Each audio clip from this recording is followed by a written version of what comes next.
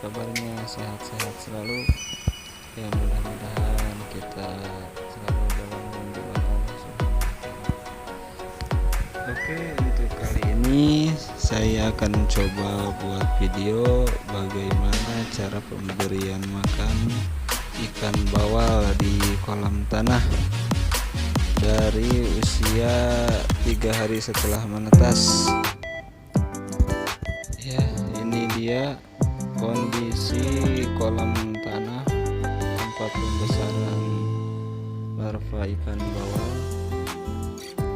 Untuk hari ini mungkin ini udah berusia sekitar 20 hari setelah tebar larva ya.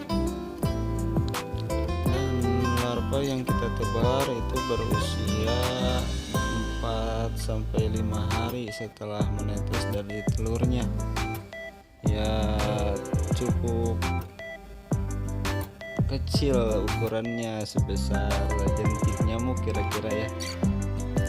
Nah, mungkin kali ini kita akan coba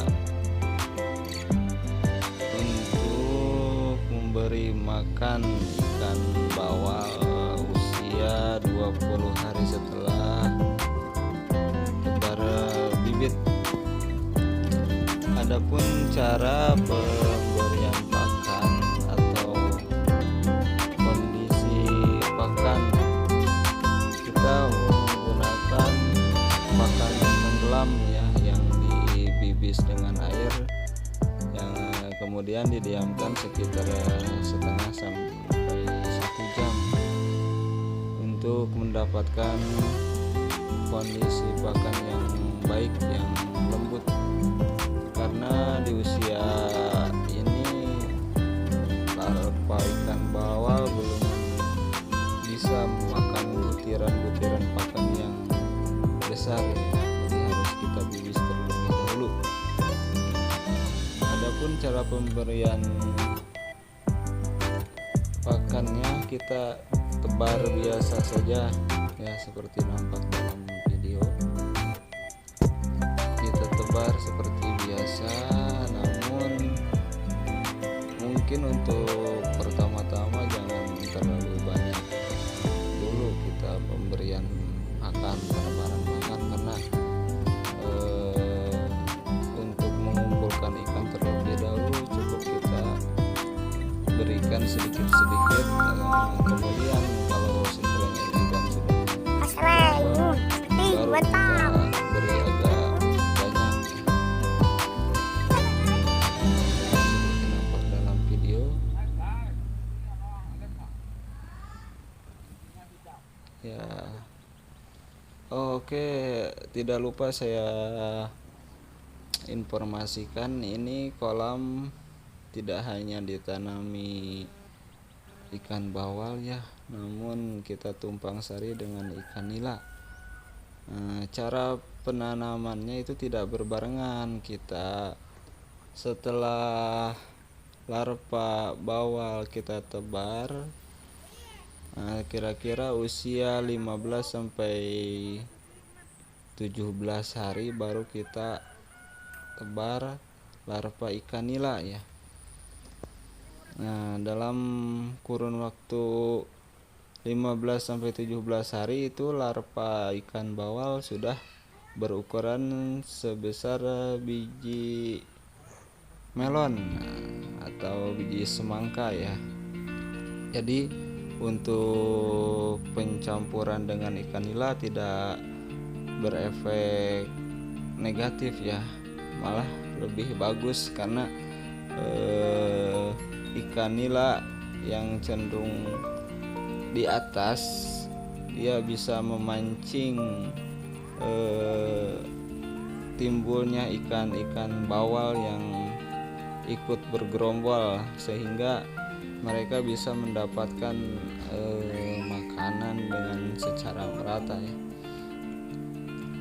Ya, adapun ini yang saya lakukan memberi pakan di satu tempat ya, satu titik, yang bertujuan untuk mengumpulkan ikan nila supaya ikan nila dan juga bawal ya, supaya tempat makannya itu tetap ya di satu lokasi itu tetap. Jadi ketika waktu kita pemberian pakan tidak terlalu lama ya untuk mengumpulkan ikan, karena sudah terbiasa di tempat itu mungkin. Itu yang biasa saya lakukan ya. Adapun yang saya lakukan di video ini sedang menebar pakan ya biar merata. Kan biasanya ikan tidak berkumpul semua, ada yang ketinggalan gitu ya, yang lain udah kenyang, yang lainnya malah belum mendapatkan makanan sama sekali ya, karena keasikan main di pinggir-pinggir kolam ini mungkin ya. Makanya kita coba sebar sampai merata sekeliling kolam ya, untuk tujuan supaya yang ikan-ikan yang tidak datang ke tempat kita pemberian makan itu supaya bisa mendapatkan makanan juga ya. Jadi kita anterin makannya ke depannya ikan itu sendiri ya. Kita lakukan terus sampai merata.